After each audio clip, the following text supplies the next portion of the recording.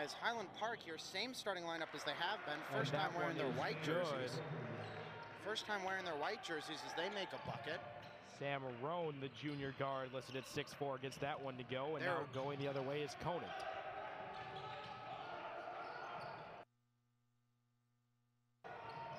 Here come the Cougars. Number 10, that one is up and good. Knocks it down. Number 10, Michael Sheehy, gets that one to go. And going the other way now is Highland Park. Two high-powered offenses, Josh. I know you've had the pleasure of actually announcing games for both of these teams, so you probably are actually a little bit more knowledgeable than I am on the topic. But I know that both these teams known for their offense, both teams wearing blue, Highland Park in the white. As you mentioned, the Giants off to a quick lead. Well, I do know much better, and that's why I would say this is the exact opposite of high-powered offenses, as Highland Park has yet to score 50 in a game, and neither does Conant. And Conant actually scored 18 points, the lowest score I've seen in a high school basketball game, only scoring 18 against Lyons Township, who had a dominant defense that night. Hey, there's some offense. That one's good again from number 3, Sam Roan. He has all 5 of Highland Park's points, gets them out in the lead, and I agree, Josh, very interesting to see a team put up only 18 in an outing. Not something you see too often, but that goes to show how great of a team Lyons Township is. I know that they're one of your dark horses to come away with the entire Jack Tosh, which isn't said lightly, so very interesting there. And that's another made shot. Good 3 from Isaac Hanley. Number 21 gets himself on the board. Now 6-5 the score in this one. Now here comes Highland Park. Blake Siegel with it. Just off the mark there. Looks like that one will be called on the floor. The ball will be going the other way as that foul comes on number 11, Gabe Splits. His first foul of this game for either team goes against the Giants. And as Conant already has a third of their points that they scored the last game in the first 2 minutes of play here. What happens sometimes when those teams that aren't typically deemed juggernauts face one another, it can make for an extremely exciting matchup, as we just saw with St. Patrick's against Batavia. Not two teams that face against each other too often, but that made for a really good one that went to overtime and ended in controversy. Now here comes Conant. Conant able to get the offensive rebound, something that we both value very well here in the booth, and that one just off the mark, but another offensive board, and this time they walk away with points. Camden Lathos gets it to go, and that's the value of an offensive rebound. And that's why I say their best player is. Their entire starting lineup is deep and well-rounded, but I think Lathos is their best player, but their main ball handler is Yusuf Cisse, and Yusuf Cisse did not have a good game last game. I mean, no one did on this Conant roster, but especially him, disappointing immensely when I thought he was really going to shine in the second game after doing really well. And another 3 is good from Conant. That one from Isaac Hanley. Conant up to a quick 11-5 lead. After putting up just 18 points in their last one, they already have over half of that and only half of the first quarter being played. And this looks like this is the team that we saw play against St. Ignatius. Really effective, well-rounded, using everyone on the roster, doing really well. Isaac Hanley is one of my favorite players. He may not be the best, but he's definitely the best defender. So handsy. You remember Bryant Handley last game. Similar last name without the D is Isaac Hanley, and he is another great defender. Wow, another one goes. Colin Cranshaw causes a quick timeout from the Giants, 14-5, already nearing that 18-point mark, as you mentioned, Josh. But, you know, I talked to people after that game because it was a doozy. Not too often you see a team held to 18 points, especially when it's not against some team like Lombard West. It's Lyons Township. You know, a lot of people were quick to compare this team to a team like at the NBA level in the Memphis Grizzlies. You have to see what Conant Cougars team you're going to see show up, because there are 2 completely different ones. There's the ones like the one you saw against St. Ignatius that wins on a buzzer beater against a team full of stars. And then there's the team, the Conant Cougars team, that comes out and puts up 18 points against Lyons Township. Hopefully we're witnessing the latter here, because this offense has looked sharp to start this first quarter. Definitely, as they already have only 4 points less than their total in the last game. As I'm going to keep bringing that up because, you know, that was a disappointing performance that knocked them out of going farther, which, you know, this team is used to going farther. This team has the most Jack Tosh wins, tournament wins, with 7 total tournament wins and second in total in number of wins with 23, only behind York's 25. They're an extremely proficient. To figure some of that is also because York is just default to play in the tournament every year. So Conant really efficient when they are in the Tosh, led by head coach Matt Walsh. He has done a really good job with the Cougars team. Now they're going the other way yet again.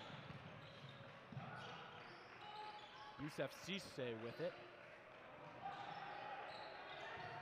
Gives it up to Camden Lathos. Lathos back up top to Hanley. Hanley's just off there, and rebound goes with the Giants. Number 3, Sam Roan. Roan, errant pass, somehow makes it through the Cougars' entire front line of defense. Really, the Giants should be feeling lucky they maintain possession there. Definitely, Sam Roan, you know, he's their leading ball handler despite being the tallest player most of the time, unless Max Williamson comes in for them off the bench, number 15. He hasn't showed himself yet. He started the first game against St. Ignatius, came off the bench in the second game, and this time also coming off the bench again. Only scoring 5 points. This is the team that I really highlighted, that I do like their roster a lot. I think their roster is very versatile. The only issue with them is their size, you know, with their tallest player being 6'4", not the biggest team. Now, that isn't really going to be that much of an issue, as the tallest player is 6'6" Camden Lathos. That typically comes out for this Conant team, so it's not going to be that big of a difference. But against teams, you know, that are going to be way bigger, like Lyons Township, that brought out like at least 4 guys who are 6'4" or taller every single time, it really caused Highland Park to struggle, Conant to struggle, and then Highland Park struggled in both their games, as they are actually 0-2 and only got to move on in the winner's bracket because Nazareth dropped out because of COVID. And I really do like their roster, but they're going to need to, you know, create more off-ball movement on their offensive end. I would agree with that. And as for Highland Park, led by head coach Ross Dutch, he has, as you mentioned, they don't have a win so far in this one, only moving on to play this Conant roster because of COVID inquiries. But regardless, this Highland Park, nothing to scoff at. The Giants, typically a team like Conant that are a well-respected program when it comes to basketball. But that turnover has Ross Dutch extremely frustrated, and now trailing by 9, Highland Park needs to get something going on the defensive end here. Yusuf Cisse up with it early. Gives it off to Francha. Inside from the free throw line, no good there from Camden Lathos.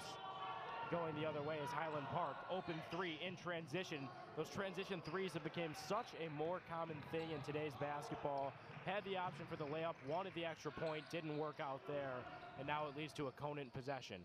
Open 3-pointer. Up and no good from Isaac Hanley. Both offenses starting to slow down a bit here. Looks like there's a whistle. Looks like Cisse stepped out of bounds. Subs for both teams now. Coming in for Highland Park, number 23, Gabe Schamberg. And as for Conant, it's number 12, Shreyas Taluri. Schamberg did not come in the last game against Sandberg for Highland Park. Interesting to see him getting time here early. Sam Roan with it now. With the give to Schamberg. Lots of movement from Highland Park, trying to find a hole in this Conant zone. They did so. Open wing 3, no, off the front iron. That's one he'd like to have back. That's as open as you're going to find a look. End game, and that one's off the mark. Austin Petoknik with it now, gives it off to Yusuf Cisse. Cisse to the corner, open shooter, that's behind the backboard and off. No good from Leonard Amete.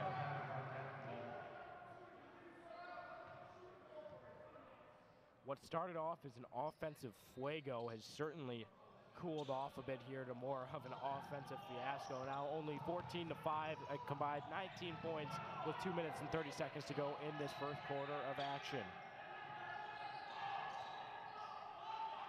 Sam Roan really directing the traffic, as he does every game for this team, as he really looks like, you know, their star players. He also typically leads them in points and rebounds, being their biggest player.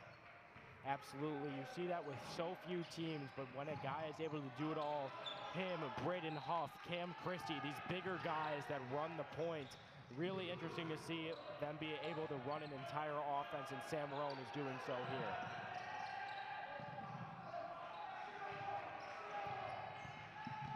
Game splits with it now.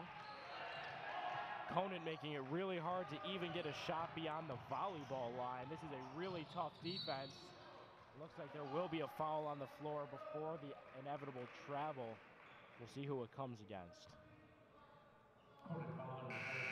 Fouls on Conant, number 14, Camden Lathos. That's his first as well as the team's first with 1:40 to go in this first quarter.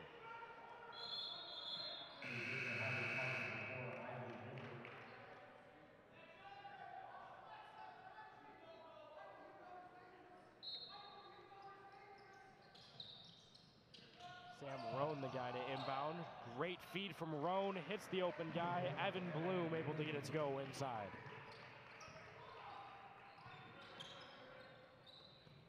Tuyuri gives it up. Now it's Sheehy with it. To Ameti, back to Sheehy. The tip allows him to go back court. If you look towards the scorers table, you can see their sixth man and closer, Brandon Rieger. He closes their game as Evan Bloom starts out, but he typically rides the bench towards the end of the games.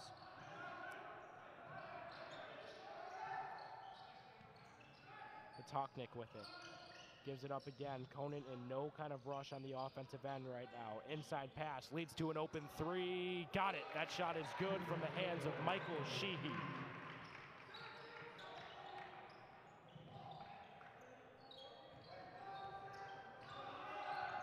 Now it's the Highland Park Giants, 36 seconds to go. Sam Roan running the point guard as we're so used to seeing from him. Roan gets it ripped on a pass intended for him, and now it's an odd man rush. Great backdoor feed, foul on the way up. That will send Austin Patoknik to the line to shoot two. That's why I was so surprised. If you look at the score since, quick 14-5 score, and then the timeout. I was worried going to this game last game was extremely exciting. This game, both offenses are very particular about their shots. They both try to get the best shots possible no matter what. Love passing it around and taking their time. They're two of the teams that take advantage of the fact that there's no shot clock.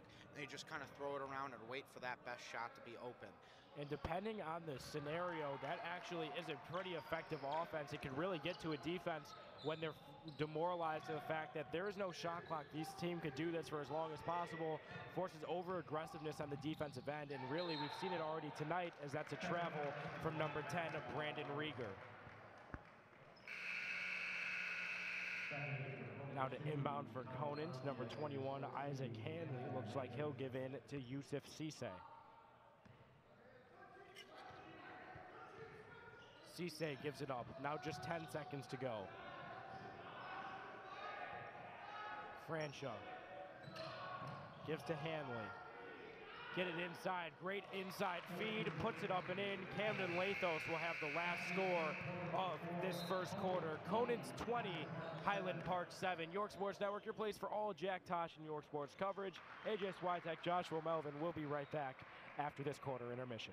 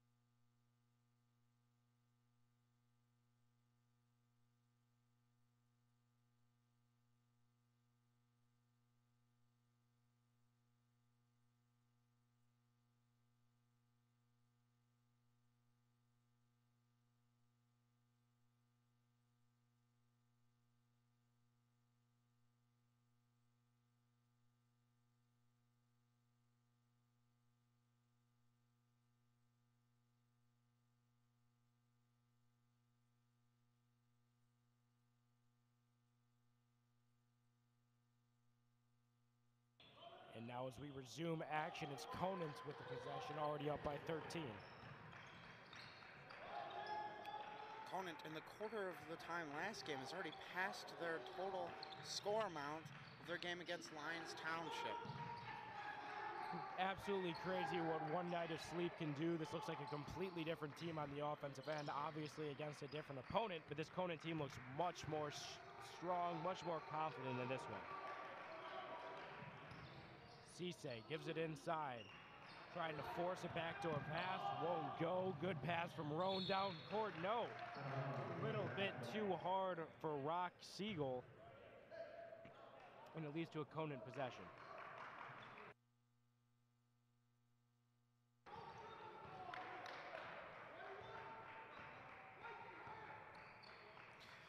Highland Park coming out with the 1-3-1 zone. Seems like the most common zone here at the tournament, as it really shuts down wing threes and forces you go to the corner, where if you have a smaller, faster guy like Rieger there, you're able to close out and trap him. Absolutely forces a lot of turnovers, but this time Conant unfazed as Isaac Hanley's able to get that one to go with relative ease. Sam Roan, he's going to have to start facilitating a lot of this offense on his own if he wants Highland Park to get back into this one. Roan gives to Rieger. Rieger with the give to Rocky Siegel. Siegel inside, gets it to go. Cuts the lead to 13 for Conant. Now here comes Yusuf Cisse running the point. Cisse with the high arcing pass over to Hanley. Oh, great backdoor pass, wide open inside. It's Colin French. Looks like he was fouled. He'll go to the line for a potential three-point play. I did not see any contact on the way up. I saw a little bit on the way down, but nothing enough, nothing physical to where it should have been a foul call, as Evan Bloom comes to the bench. And Gabe Schamberg comes back out for the Highland Park Giants. Francho to try to complete his three-point play. He does so successfully. Lead back up to 16. Highland Park, led at the very start of this one, hasn't seen this light of day since. Conant coming out with their kind of half press where they get in the face of these players in their front court, but then they don't really apply all that much pressure. That's really what did it in for St. Ignatius. They weren't able to crack that code. Now Sam Roan got fouled on the way inside. Always like to give a shout out to our loyal viewers, so shout out to both the Matthias and Kiros family for tuning in currently. Been tuning in all day, so we appreciate it, as that one's good from number 11, Gabe Splits. Now it's the corner. Gets it back inside. He has an open guy in the corner. Opts not to look out to him. Doesn't have to. Camden Lathos uses his lengthos to put that one up and in. That was a bad one. I thought it was a good one. Now going the other way is Sam Roan. Roan gives to the wing. Trying to find any opening in this Conant defense. This is why I really liked this Conant team coming off, as they get a contested three. Wow, that was quite the contested look. That won't go all the time, but Rocky Siegel's able to get that one to go. But Conant, you know, they beat St. Ignatius, and I honestly thought going into the Lyons Township game that they had a chance to beat them because of this ability to play five-man offense and five-man defense. No weaknesses, nothing like that, as they're able to go all, you know, they have the depth for a good rotation. So I thought they were going to outlast that Lyons Township team, but I was extremely mistaken. And as they play a much worse team than Lyons Township here in Highland Park, shown by the fact that they are taking an 11-point lead quite early into the game, that, you know, double digits from the beginning. I expect it to be the same way, as I really do like this Conant team, and I liked them coming into last game, and I love watching them the first game as they hit that clutch, double clutch three by Colin Francia. Absolutely. I really like what I've seen from Colin Francia here for Conant. He is not the biggest guy on the floor, but he now has 2 consecutive buckets from the paint. 5 points now for him consecutively, 8 total on the night. And with 4:57 to go in the second quarter, it seems imminent that he will reach double digits. This Conant team doing a really good job of spreading the scoring, as no one has reached that mark yet. Now back to the Giants. They get possession to start the quarter. Sam Roan with it. Going to work on Yusuf Cisse. Barely able to get the pass off to Rieger. That was a blatant foul there. Loose ball foul going for it. Looks like it'll come against Michael Sheehy.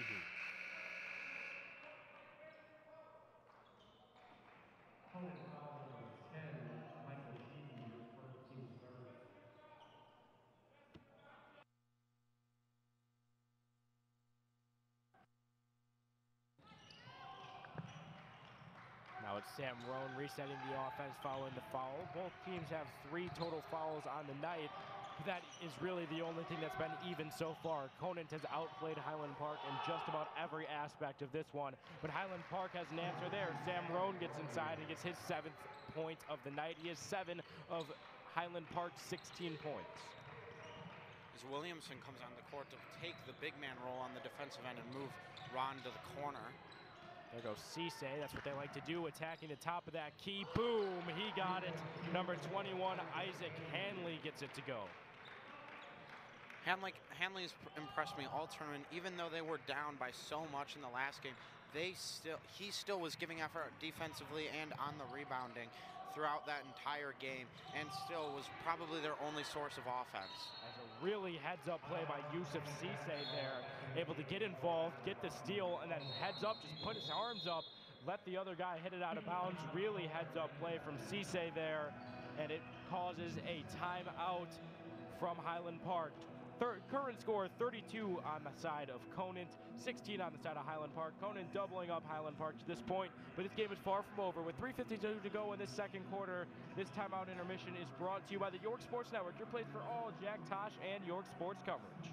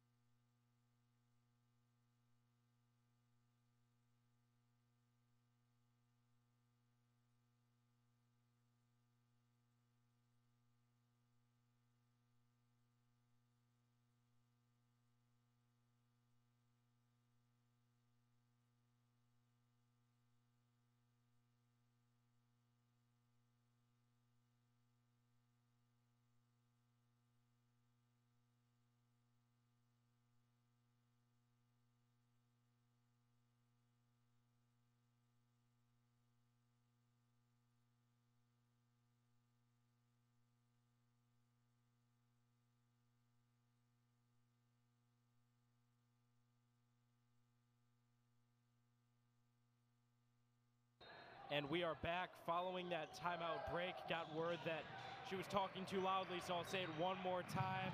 Shout out to the entire Matias family for tuning in all of today. But now going the other way is Conant, and it will stay with them. That's questionable. It did look like it was out on the dribbler there.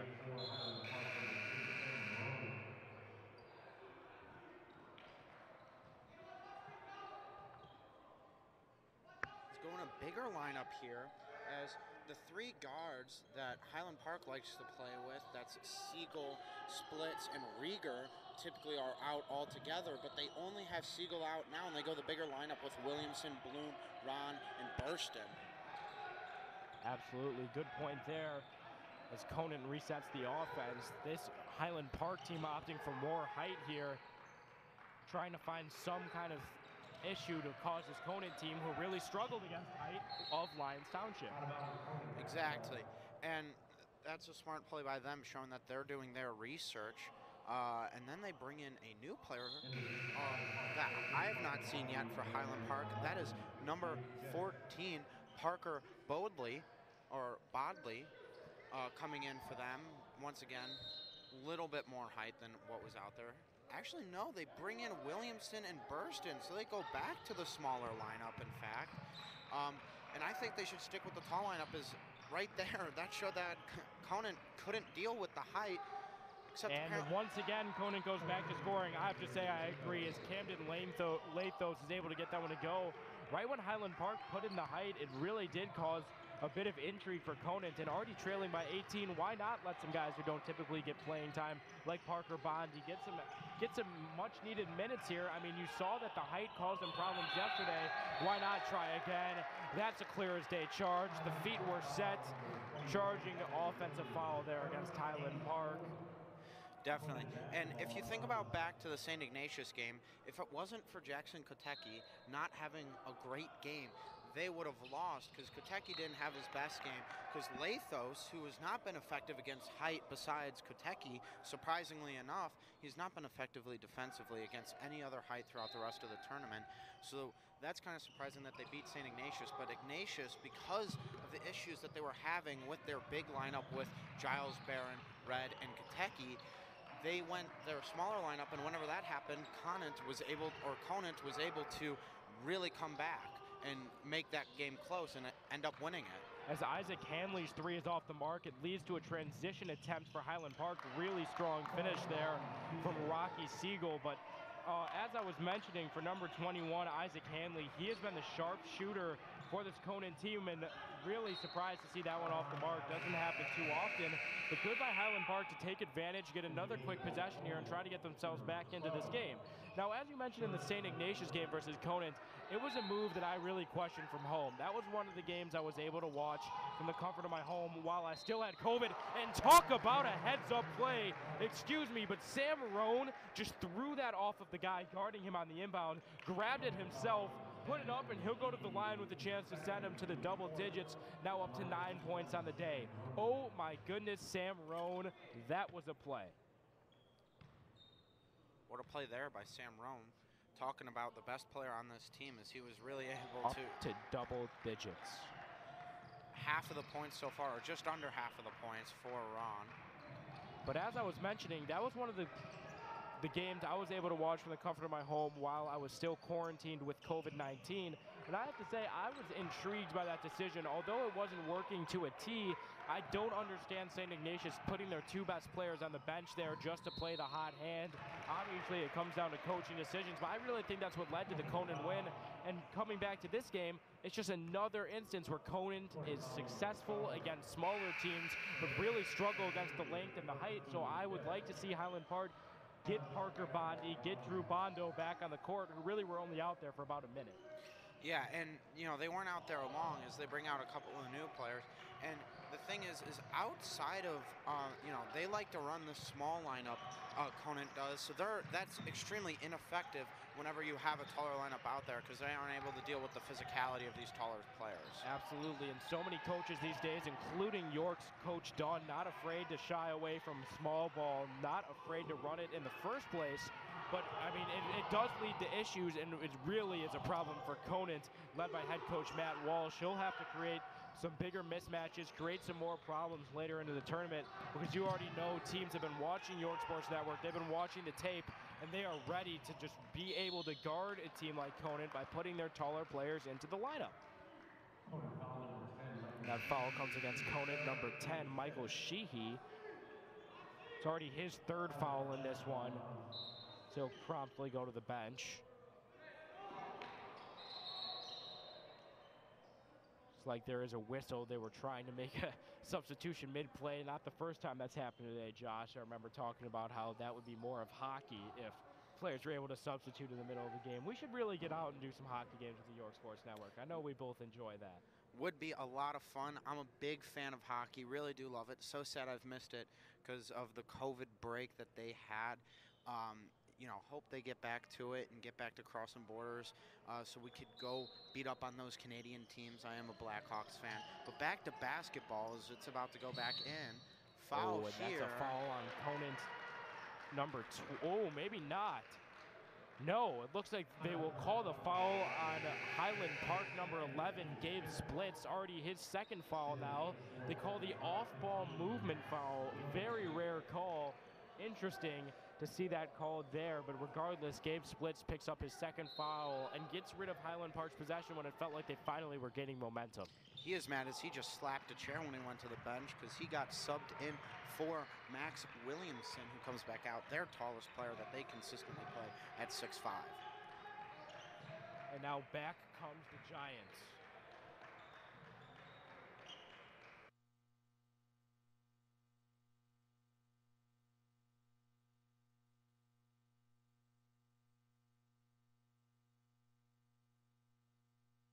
Just about done here. 3 minutes and 30 seconds remaining in the half. 13-point lead for Conant. Cisse out to Frankia. Frankia tries to drive right, gets stopped by Siegel. Does Absolutely. it again. Siegel playing the swarming up-top defense here, making it hard for Conant to get anything going. I like the adjustments I've seen from Ross Dunch and company for the Highland Park Giants. It's been very impressive. He has made it really hard on this Conant team in the second quarter, and that's ultimately how the outscoring has happened for Highland Park. Now with 3 seconds to go, Conant forced to raise up, put a shot up. No good. Neither is the putback. Highland Park coach Ross Dush extremely excited, as he should be. He made some very good changes there in the second quarter, and all of a sudden this feels like a different ball game, Josh. I want to give you a chance here. This is extremely interesting. Coach Dutch made some big adjustments. It seemed like Highland Park felt like a completely different team after that timeout in the second half. More disciplined, more momentum, much better defense, much better offense, and now trailing by only 13. What do you think was the key to that Highland Park success? How can they continue to up the pressure and get themselves a lead in the second half? I think it's mainly with the fact that they've brought in their height. Williamson, I think, is really going to be an effective player here. So then you could go with that 6'4", 6'5" combo of the two of Williamson and Ron. I do really like that, and I think it'll be extremely effective for this Highland Park Giants team, as well as I think, I don't know if he's been listening to my critiques of his offense, but it does seem like it's a different offense for this Highland Park Giants team, because they are not just doing the swing passes with no movement around the three-point line and the volleyball line, which was one of their staples throughout the first 2 games, which really annoyed me, a fan of more exciting, more movement basketball, and it clearly wasn't effective as they lost both of their games. But now they've made a change, and they've started to make a comeback but not really, because if you really look at the scoreboard, they're still down 13. They're still not having the best game imaginable. They're still not doing great, as they might go 0-3 in the tournament to start out, unless they really make some significant changes and leave Williamson in the game, bring back Burston, and just kind of rotate that one smaller guy as you go Burston, Ron, and Williamson, or the 2 smaller guys between Siegel,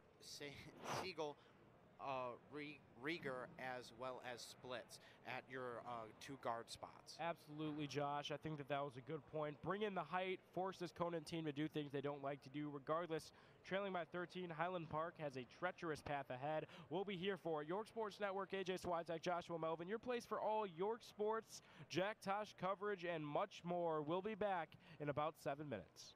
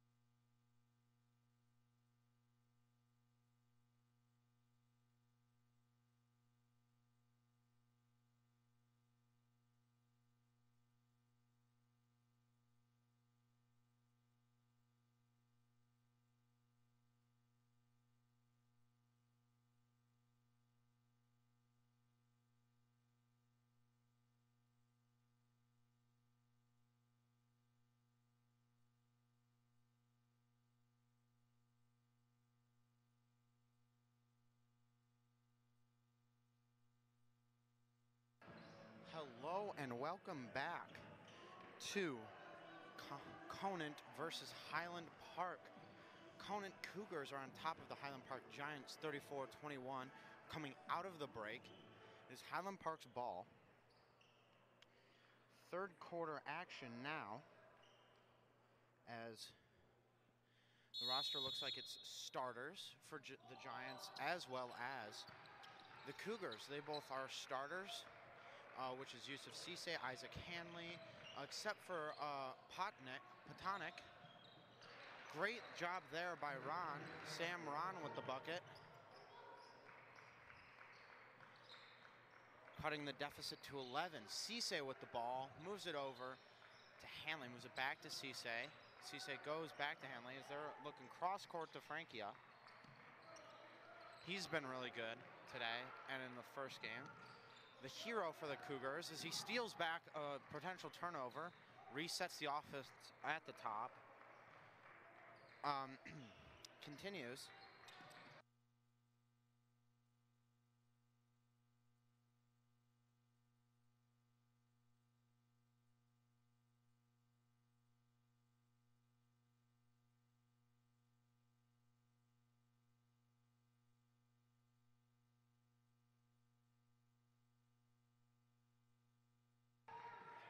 Here are back, Highland Park on the attack, 36-23. And excuse me there, I was in the Dick Campbell gym actually, a little caught up with a problem of their own. The main camera cord there, I don't know the exact technical term, I'd have to go to Jack Borchers for that one, but there is an issue with it, the actual cable that runs from the cord, so doing our best to get everything back in action there. Luckily, Lyons Township is up very big for anyone who's interested.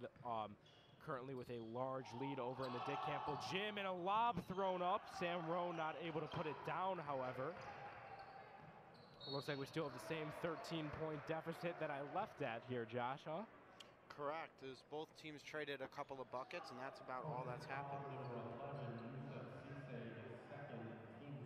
Yusuf Cisse called on the foul will send Sam Rowe to the line to shoot 2.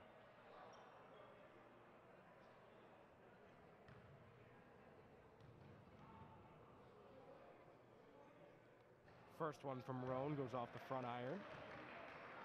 So it looks like the head coach, Ross Dutch, does not listen to our advice going into halftime, as he was probably not paying attention to the stream as he's busy coaching a high school basketball game. Believe it or not, yes, that is true. Sam Roan misses both, and I know exactly what you're about to hit on, the fact that the height is not out there for Highland Park, and it allows Conant to feel much more confident. Example of it right there. Yeah. Camden Lathos gets the offensive rebound and second chance points. Once again, you know, Ross Dutch with not a lot of adjustments to try and help his team come back for the second straight game.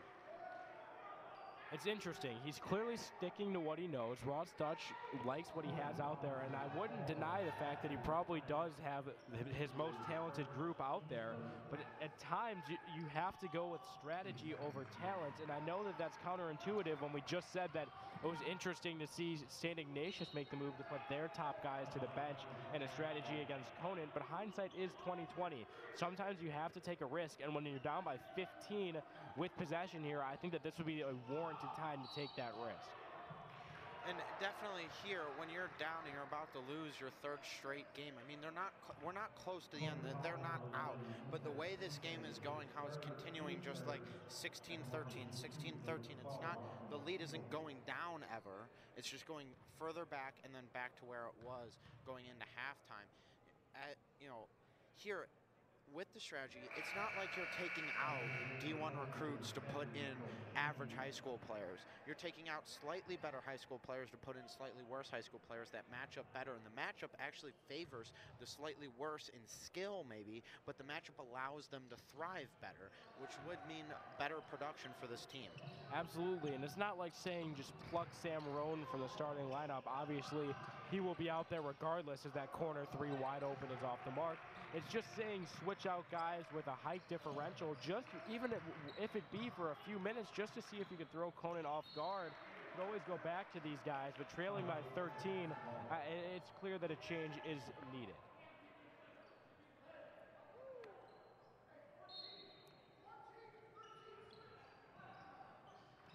Now it's Conant resetting the offense. Michael Sheehy with it. Getting it inside, rising up, and he is absolutely muddy from there. Camden Lathos is a star in the making. Number 14 now up to 14 points on the night. He is really good with those mid-range jumpers from straight on. Extremely effective in the mid-range. That's probably where he gets most of it. Is he's still able to hit the occasional three, but he pump fakes, stops, pops, and shoots, and that happens a lot. There, he got it fed to him in the center, and you know, Bloom is not the tallest player out there, and he's right now playing their center role in a 1-3-1, and he wasn't able to contest the shot whatsoever. Lathos just rose right over him for the uncontested shot. 5 minutes remaining in the third quarter. Substitution here. As you see, the foul called on number 11, Gabe Splits. And again, I mean, this is your chance to make a substitution. Splits is in a clear foul trouble here. He leads the game for either team in fouls now. It's a great time to try to get some height into the lineup. Now down by 15, not to mention the fact you've already let Conant double their point total from their last outing. This was a chance to take advantage of a team that could be kicking rocks, but instead they're giving them all the more confidence. Definitely. I mean, you do get a little bit more height by bringing in Schamberg, but only gain 2 inches from 5'10" Splits to 6-foot Schamberg. So not that much of a difference, and then you bring out Ron, so you lose the 6'4" there, but you bring in Burston, so it isn't that big of a difference, Burston being 6'1" himself. Interesting to see both teams running relatively small ball here. Highland Park able to recover on defense, get a steal. They absolutely need points out of this possession. Driving inside, that's a finish. And one from number 12, Rocky Siegel. That's one of the better finishes we've seen today. Definitely, and that's where he shows that he is quite the athletic one, as he was able to get his head up to the bottom of the backboard and basically lay it off with his hand to the top of the box. Impressive vertical there as he shows off his athleticism. And he's going to try and convert the three-point play here. Absolutely. I mean, I like that word that you used. It almost feels like he plays with his head on a swivel there. Really good to be able to get in, slither past the defense, and ultimately capitalize on the three-point play and get this down to a much more manageable 12-point lead. Now, this Highland Park defense, I do like the fact that they're trying to make adjustments. The press clearly working to an extent here, and it leads to more points. All of a sudden, it's a 10-point deficit. Maybe the change that we were so shouting for didn't have to be in height. It could have been in something along the lines of a press. A press is something that often makes teams panic, and what better thing you can do than make your opponent panic? This leads now down to 10, and right when it looked like it could have been getting out of hand, Ross Dutch does make an adjustment, and we'll see if the press is able to be the effective one. Definitely, but here's the thing with that, is that the issue happened when Hanley was the one, he was carrying the ball, and he saw that he got contact from Rieger, and he tried to fake the foul, which caused him to throw his head back to try and act like he got hit way more than he was, to try and bait the foul. But when that happens, you lose your eye contact with the ball, loses the handle, goes right to Ron, and then Ron with the nice no-looker across the paint. Good job by him, showing why I'm disgusted at what you are doing. Correct. I did just mix 2 colors of Gatorade while you were talking, but it looks good. I just mixed Cool Blue with Lemon Lime. We've been here for, what, 11 hours at this point. I've had enough Lemon Lime and Cool Blue, and I like the color green. So now it looks a bit more like lime green, but regardless, I do like what you said. The current state of basketball, I mean, there's just no denying the fact that drawing fouls, and whether it be flopping, which now is a foul at the higher level, or anything else, I mean, it is good to see players capitalize on things like a flop. Really good to see that there, and now it's Highland Park nearly forcing another turnover. Head coach Ross Dutch extremely excited with his boys. This change is clearly causing a difference. Definitely, the press looking like it's becoming really effective, as it's the athleticism version of getting taller. Is you're just providing more pressure and providing less passing lanes, because they're going to have to throw over a bunch of guys. That's one where height could have helped. Rocky Siegel about 2 inches too short from getting a steal there. And now Conant on the offensive end. Late whistle, travel. That's why the whistle was late. Michael Sheehy didn't have a set base. See you wince a little bit there, maybe not too sure with the call, but regardless, this Highland Park defense is causing pressure, and we have a game on our hands with over half of the third quarter still remaining. And this is why I don't coach high school basketball and Ross Dutch does. I've been very critical of this Highland Park offense, but now they're starting to come alive and prove me wrong, and that's good on them. As we said, all we really care about is a competitive game. All we want to see is a close game like we had last. Unfortunately, it was decided by not factors deemed by the players mainly. We're not going to try and get too much into that or conspiracies here. But anyways, we would just like a competitive game here, and it's starting to become more competitive as we speak, but it looks like Highland Park on the turnover there as it gets back into Conant's possession. Sheehy with the ball, looking somewhere inside with Lathos. And that's one where Lathos is so viable. You see them have to put almost 3 guys instantly crashing on him from the free throw line. That's because he's just so cash from right there. That is his spot. And you see players have signature spots. That's turning into his quickly just in this game alone. You can see the fear in the Giants' eyes there. They quickly had to swarm him. And now with 3:23 to go, Conant resets on offense. The momentum has certainly shifted. Although it's only a 3-point differential for Highland Park in the second half, they're definitely on a bit of a run because Conant started with a bit of a run of their own. So now we have to see if Conant can recover. It's Michael Sheehy giving it up now to Yusuf Cisse. Cisse gives it up to Francia. Francia to the baseline, gets it down, good pump fake, able to go in on his own, put it over a defender, no. Awkward release from Camden Lathos, no good. Going the other way are the Giants, and that's the finish. This guy is good. Rocky Siegel is a menace around the rim, and it's down to a single-digit Conant's lead. Yeah, I really do love this Rocky Siegel. He's been really impressive. Him and Sam Ron have really been 1 and 1A for this Highland Park roster. They've been the 2 best players I've seen so far from the Giants team. Timeout here, Conant. This is also where, just these 2 smaller teams hurt each other. As you saw there, they're getting these shorter Highland Park players to jump around. And if you look in that far corner from us, the closest corner to you guys, the farthest corner from us, Yusuf Cisse was just standing over there, wide open every time, no one within 10 feet, so it'd be a hard closeout. But guess who they have running the point? 5'8" Colin Frankie. He's not able to see over that and get the skip pass over with an effective velocity to get it over there in time for a quick shot. And that's where the age-old debate comes in. I mean, Francia has been awesome today, and he's been awesome this tournament. There's no denying it.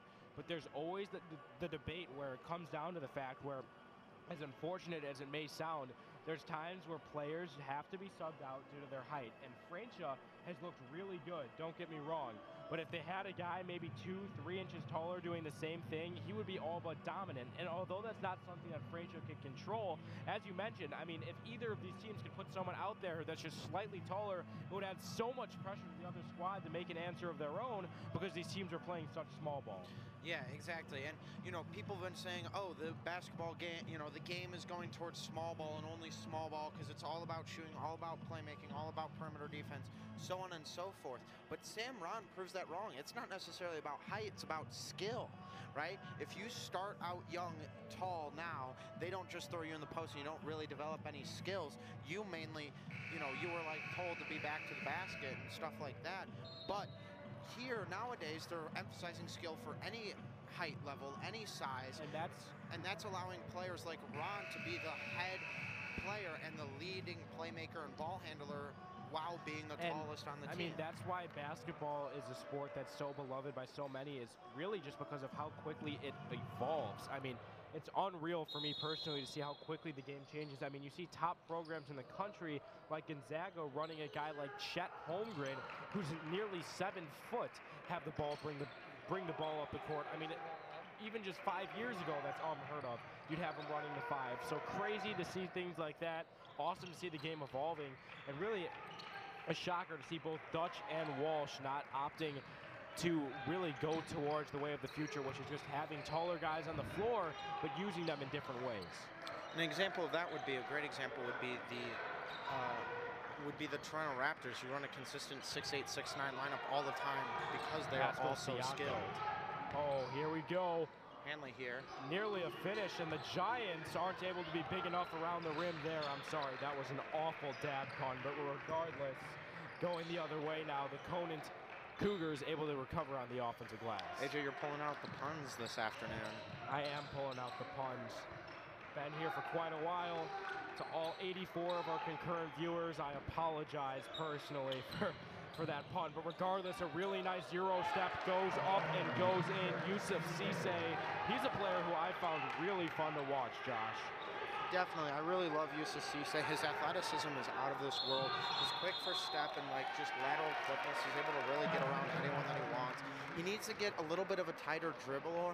He reminds me offensively a lot of Jaylen Brown, as he has a very raw offensive game, but definitely has the physical tools to get there with a good shot and a good lateral quickness and good first step, and really good with his feet. His footwork is impeccable, as he's really, really good with that. But he doesn't really have the tightest handle, so when he tries to do those big moves to try and break some ankles, it goes a little bit too far, and the guy is able to predict what is happening next, or the defender. Right, and I mean, I think we could both agree, although those are his first 2 points on the outing, I mean, we've said his name a multitude of times, and that is really credited to head coach Matt Walsh and company, because this Conant team is some of the best ball movement that we've seen in the tournament, because they're able to move the ball so effectively without turning the ball over. Now, of course, Highland Park brought out the press, and that changes it a bit statistically. They have forced a few turnovers, but before the press came, this Conant team was showing what they're so good at and how they ultimately beat such a good St. Ignatius team. I mean, when they're playing up against a smaller lineup, they can just pass the ball around the horn. They're a patient offensive squad. They wait to get a really good look, and it's worked out here tonight, still up by 10. Definitely, and here they come with the bigger lineup with Williamson there at center. Williamson listed at 6'5" here, and then they only have 2 guys under 6 feet, where they typically have 3 to 4 with Siegel and Rieger on the team or on the floor currently. So good job doing that. We'll see. This is our first little taste of what we've been talking about the whole time, and we'll see how this works out, if they're able to cut the lead, or if we've been wrong this entire time and we've been just spewing nonsense as the lead goes bad. But as you can see, Camden Lathos not able to get anything. Correct. I mean, the height coming out makes an instant impact on this defense, because you could just see the look in the Conant eyes. All of a sudden, they have to throw passes beyond guys with about a 6-inch bigger wingspan. And these passes that were flying before won't fly now, because they have to be that much better. Now getting it to the corner, that's Williamson showing off the height, being able to tip that ball that someone else like Gabe Splits wouldn't have been able to.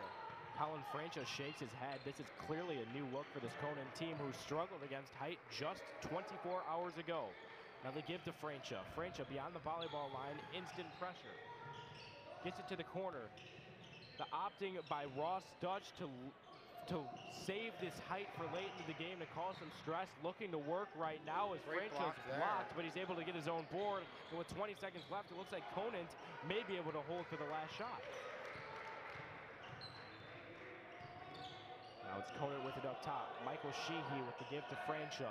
I would not be too surprised if they don't come away with any points here. This height is clearly causing problems on the offensive end. Able to get in the lane and intercept it. Going the other way will be no. That's off the mark from Highland Park. The height clearly causing issues there. Really, really good job on the defensive end. They were able to stand pat for nearly a minute and a half, a full 90 seconds there without a shot that hit the rim. Highland Park with a good adjustment following the adjustment to the press. Now only trail by 10. They've cut into the lead, but they need to do even more so here in this final 8 minutes of play. We'll see if they're able to do it. AJ Switek, Joshua Melvin, the York Sports Network, your place for all York sports and Jack Tosh coverage. We'll be right back after this 45-second quarter intermission.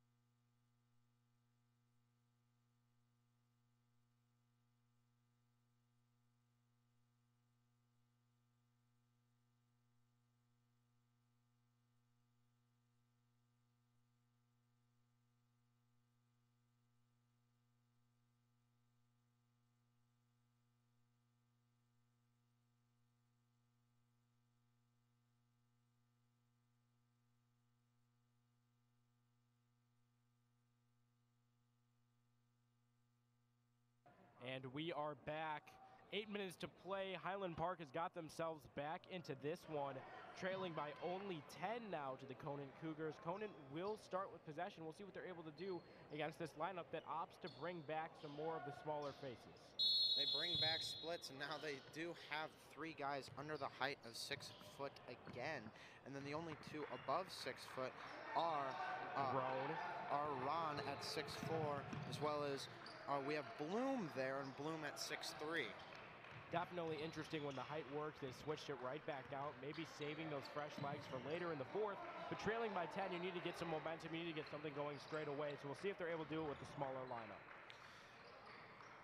Looks like it might be Conant's offensive strategy. They aren't really going for anything here. I mean, you don't have to. You're up by 10. Take as much time as you want. But they just aren't looking for as much as they wanted in the last quarter, as a nice little baby hook and then a great really good aggressive rebound there from Evan Bloom. That one easily could have been ripped from him, but he's able to get it the other way. And after Conant took their time, Highland Park does not. High arching 3 off the mark, and Conant has an odd man rush. Going the other way, what a steal, and wow, a charge is drawn. That was just textbook defense from the Giants. 2 really good plays within about 2 seconds of one another. I do, even though I might not be the biggest fan of this Highland Park Giants team, as they've, run that slow, grind it out type of play that is a little bit more boring. I love watching Sam Ron play. He is a fun guy to watch. He is super athletic at that size, and being able to pass and dribble like he is and play defense all over the court, he might be one of the most underrated players in the tournament. Oh, absolutely. I mean, anyone with that kind of size who runs the point instantly brings intrigue in my eyes. But then you pair that with his athleticism and ability to play defense. I mean, that has our kind of guy written all over it. We both like guys who can play defense, as Ron picks up the steal there. Now going the other way, he has another open guy in the corner, gets it back outside. Really nice tight window pass. Off the mark on the open look, but Roan's open for 3. He wants it. Roan, 3-ball, no. Another offensive board goes to the Giants. Getting lucky bounces off the rebounds, but not being able to convert their 5th straight missed shot. If you combine all those points, 4 of them were 3s, that's 12 right there. And then you wouldn't get that last one, though. But if you take those 3 threes, and you make all 3 of them, bada bing, bada boom, you're down by 1. I mean, unbelievable. It's a matter of being able to hit your shots. Those offensive rebounds were a matter of hustling, and this team clearly has the hustle and the fight in them. They just need to be able to convert their shots on the other end, and that's something that a lot of teams have struggled with in this tournament, as we've seen all sorts of problems shooting in the consolation ladder. Regardless, with 5:30 to go, it's still a 10-point deficit. Roan needs to get going, and he needs to get going fast. He's trying to do it himself, fades towards the rim, and gets it. Roan puts the team on his back, gets towards the rim, and the deficit is now 8. Conant, I don't know what happened there defensively. They come out of the break, and they are scrambling like some eggs in the morning. Okay, that we're was both awful. making dad jokes. Regardless, really good heads-up play by Roan to notice the team scrambling. As you mentioned, they were trying to get in position, but Roan just spun out of their way and was able to finish. Really good heads-up play by him, a play I like to see. And he honestly reminded me a bit of someone we will see in about 20 minutes here, Braden Richardson for the York Dukes. Really good heads-up play, able to spin away from contact and finish at the rim. It's a move that Richardson's been able to do multiple times this season. We'll see if the Dukes are able to take care of business, but more importantly, for the matter at hand, we'll see if Highland Park is able to complete the comeback. AJ Swiatek, Joshua Melvin, and we'll be back after a very short timeout intermission.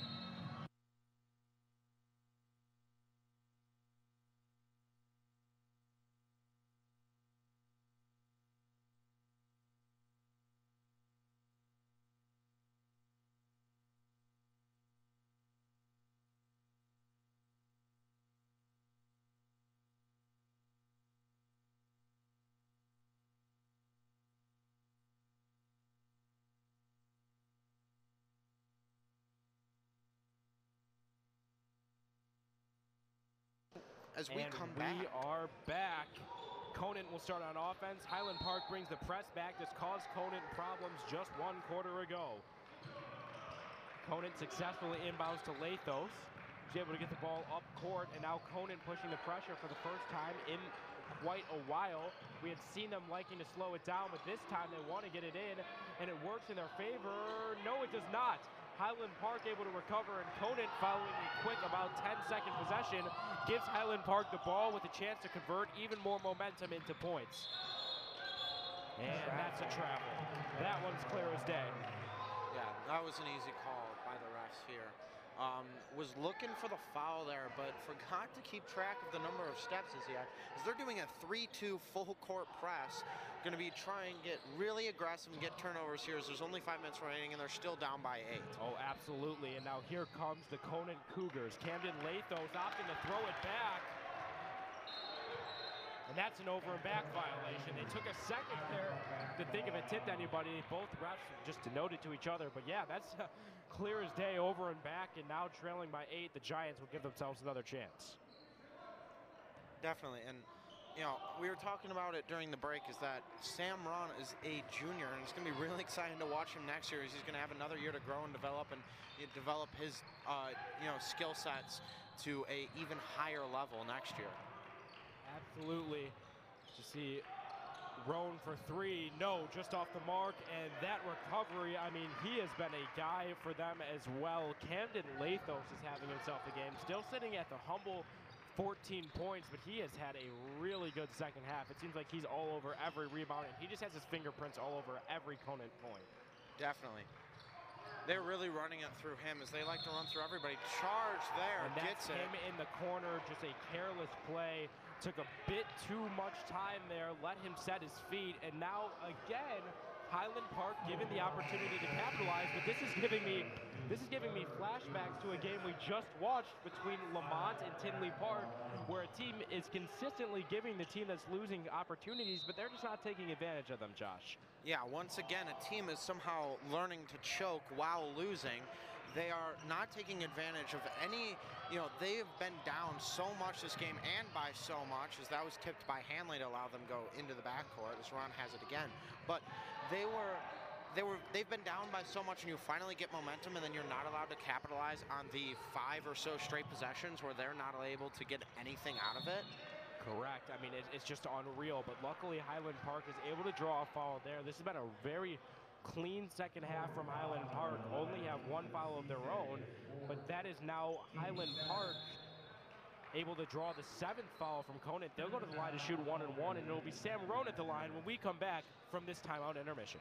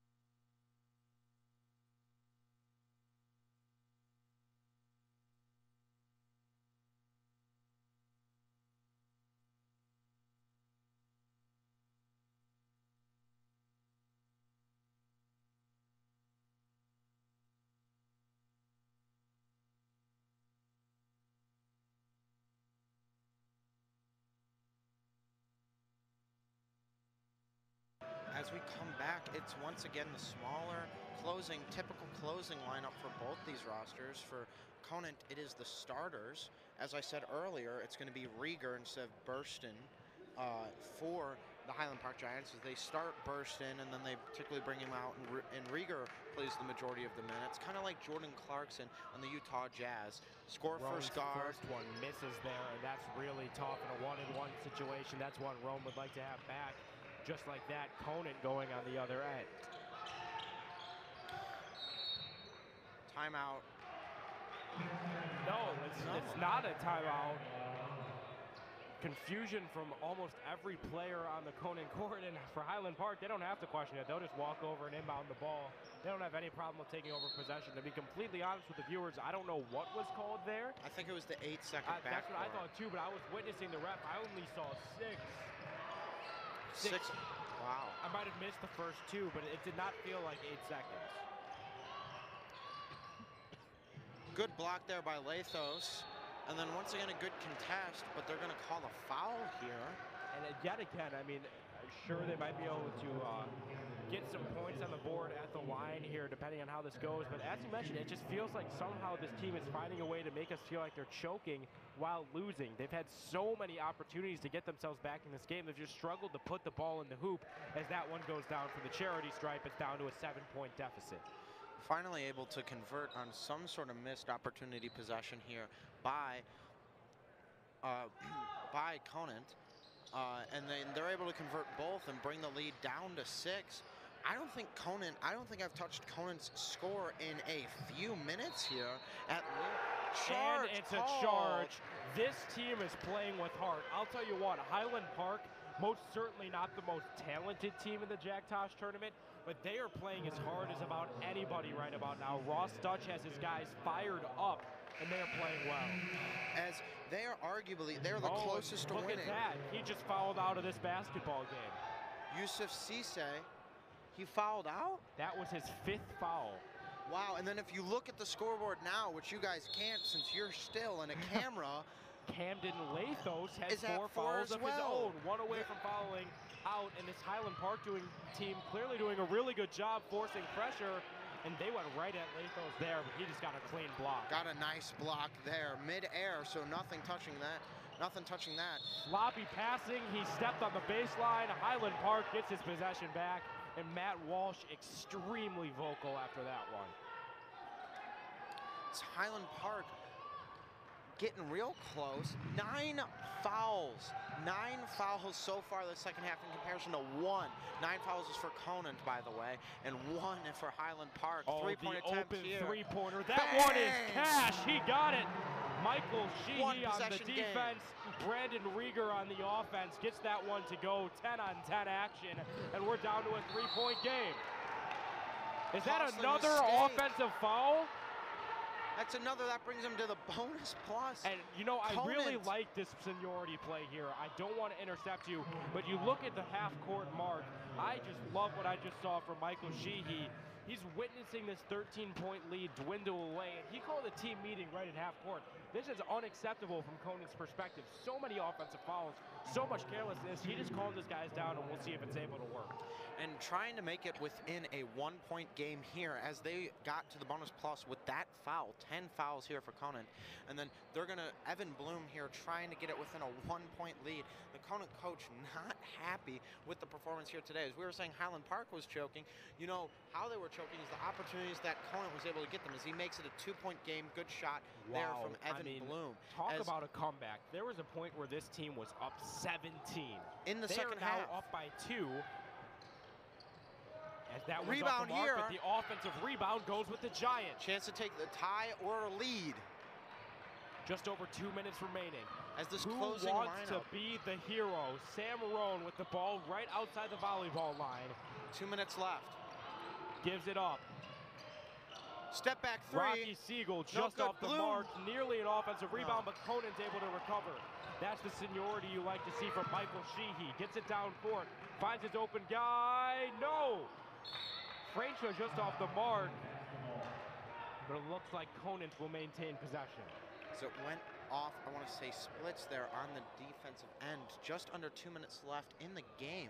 As Conant, as we were talking about, you know, they are also choking extremely hard, hence the fact they had a 13-point lead with about 4 minutes left. And just under 2 minutes is all the way down to 2 as they try to extend it again. Oh, but there you go.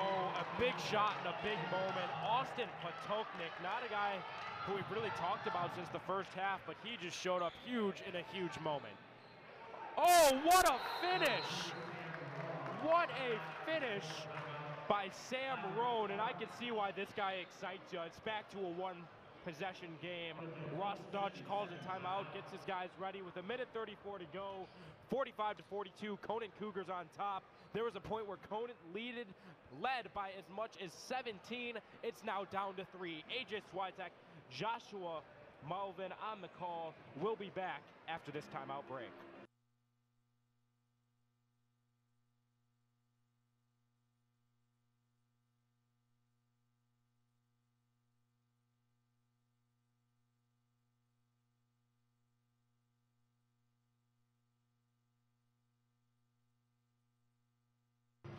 We're going to cut our break short because I think both of us really want to talk about what's coming down, because we've been back talking this Highland Park Giants team, me in particular, a lot, and they are proving me wrong, proving me why I'm not an expert while I'm sitting on the sidelines instead of playing or coaching. Absolutely. I mean, going into this game, you told me, don't get too excited. Neither of these teams are too much of an offensive powerhouse.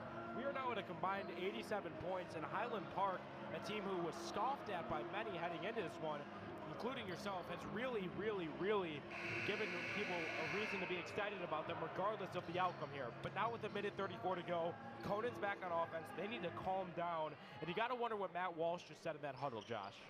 Yeah, I think what Matt Walsh really said is we got to slow down the pace. We're still in the lead. We don't need to risk anything, and they have been. They've been risking a lot as if they've been losing, but they're still winning. Josh, we saw them playing their best basketball when they were taking over a minute per possession at the end of the third and start of the fourth quarter. I mean, they were just holding on to the basketball. Oh, my goodness. Is that a technical foul? Did they just call it?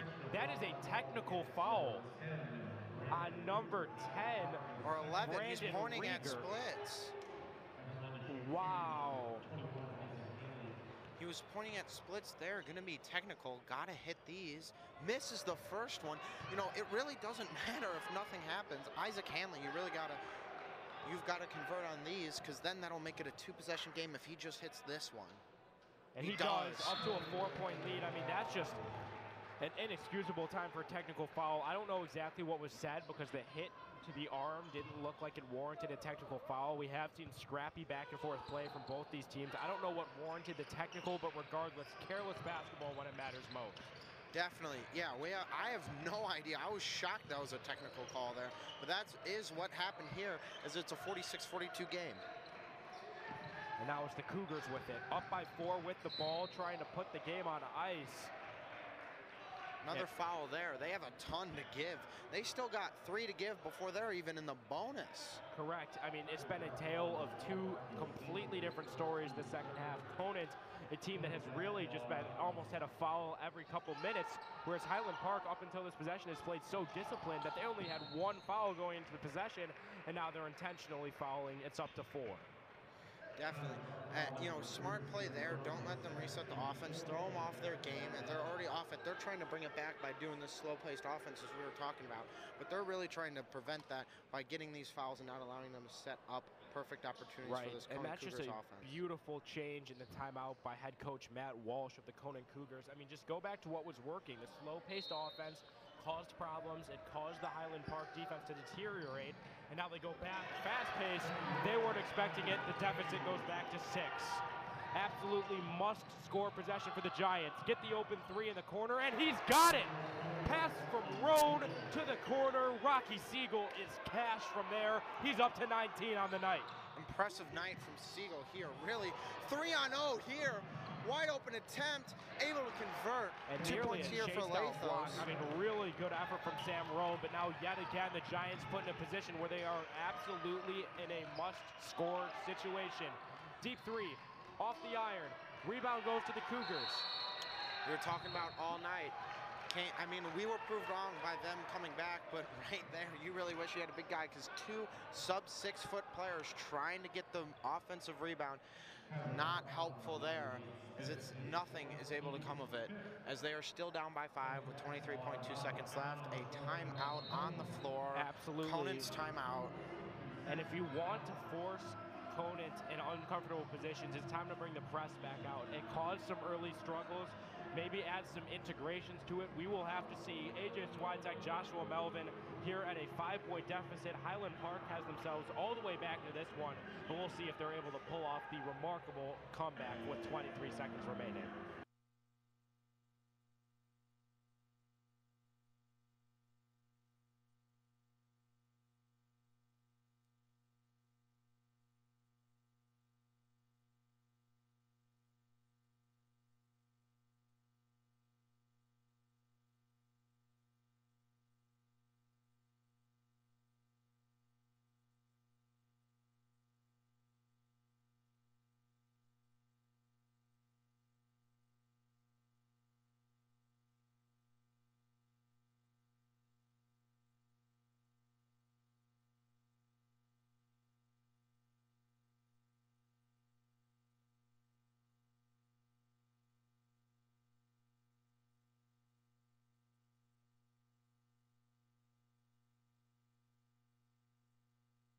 And as the horn sounds, we are back. 50-45, your current score. The Conant Cougars on top and have possession. You don't want to call it a miracle, but that's essentially what Highland Park needs to be able to get themselves back into this game. They're running the press. No foul called there, but it allows Conant to get down. No, a really late kick ball call comes against number 21, Evan Bloom. Great speed there from Sheehy, showing off the speed, able to outrun Ron, as you saw there. Outstretched arm, just trying to get the foul. It's going to be Conant's ball here on the sideline. Or on the baseline here. Looks like they're changing spots. Correct. The kicked ball happened inside the half-court mark. It will happen on the baseline. This actually could be favorable for Highland Park. Conant has had problems this tournament with turnovers from baseline pass-ins, but not this time. And now with 10 seconds left, barring an absolute miracle, Conant should walk away with a win in the consolation bracket. Wow, this game was really interesting. You had moments where at the beginning both offenses looked amazing as they blew up for like around 27 points in the first 5 or 6 minutes, proceeded to cool off immensely, not score for the rest of the first quarter, and then not a ton in the second quarter as well, as Conant slowly pulled away, and then they continued that dominance through the third quarter and the beginning of the fourth, and then a little bit of a turnaround here for Highland Park as free throws are about to be shot. It's really just a crazy game of trends, Josh. As you mentioned, started off offensively, switched defensively, then all of a sudden it became a game of pacing, then it became a game of just who could out-pressure the other, and ultimately I think it came down to Conant's poise and their ability to just run small ball. Despite what Highland Park threw at them, they did a really good job keeping their poise late. They never let Highland Park regain the lead, and really they did a good job being able to maintain their lead, and they'll walk away inevitably now with the win as Roan puts up the moving base. I mean, that's a great shot. The timeout will be called, but still trailing by 4. I mean, it's pretty much game over at this point. Yeah, I mean, sad to see, Ron get a shot like that. That was cool, but like for nothing, just because of the timing left on the clock. Like, we'd love for that to matter and be like, oh my goodness, but there's 3.6 seconds left. There's more points in the differential than seconds left in the game. And I've said this a couple of times throughout the tournament. That's not a good place you want to be in. That's really a nearly impossible deficit unless you are down by like 2 or 3 with 1 or 2 seconds remaining. Absolutely. It's crazy how that almost always seems to happen. They can't hit a shot for so long. Then when it doesn't matter, the moving base, crazy finish from Roan. But regardless, trailing by 4, Highland Park would need all but a miracle at this point. We're both looking forward to the next matchup we get to watch with our York Dukes facing off in the South Gym. We'll both be on the call. The timeout comes to a close. We'll see if Highland Park is able to pull off the near impossible coming out of the timeout led by head coach Ross Dutch.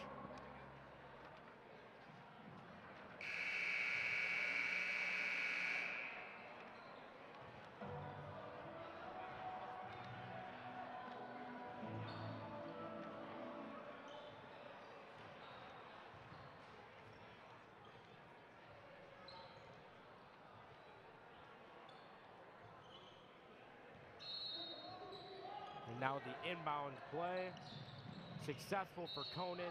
Highland Park still following with 2.3 seconds to go. Will send Conant to the line to shoot 1 and 1. That'll be Colin Francia going to the line.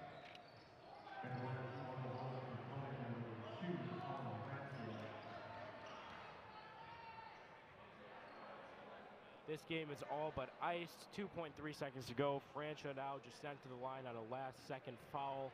See if he's able to pad his stats here. Sure, someone watching somewhere, this could be affecting what they're going through. Now it's a 5-point differential.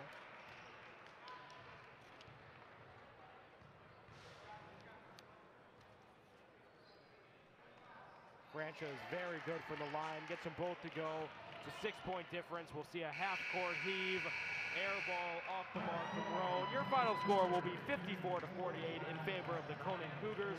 Highland Park now falls to 0-3 in the tournament. Lost all 3 of their matchups. Their only quote-unquote win was due to a COVID cancellation. As for the Cougars, they pick up a much-needed win. They move forward in the consolation ladder.